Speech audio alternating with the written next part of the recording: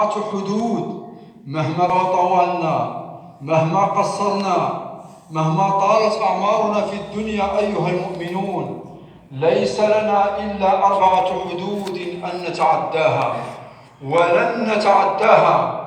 هي حدودنا في الدنيا، وغدا سنتعداها ونصل إلى الموت. أما الحد الأول فهو إلى الموت.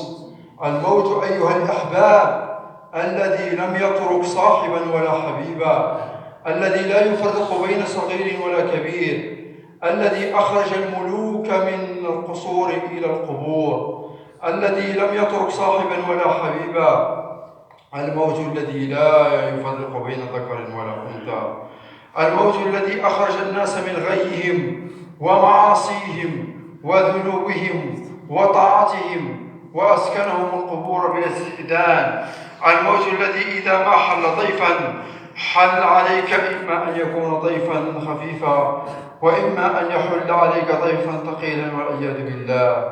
الموت الذي جاء إلى أعظم البشر رسول الله صلى الله عليه وسلم، الذي اشتكت به سكرات رسول الله صلى الله عليه وسلم، تدخل عليه ابنته فاطمة بنات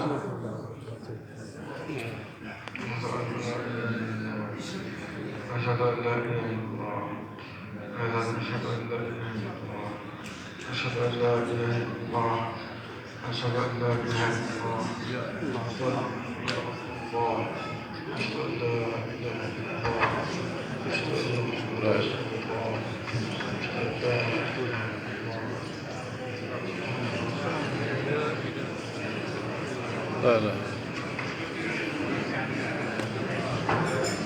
لا لا حول ولا قوة.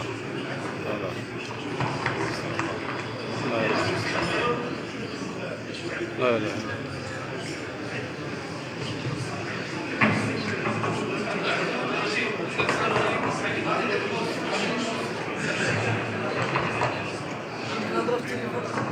واه قصيت فيه الموت، باين فيه الموت.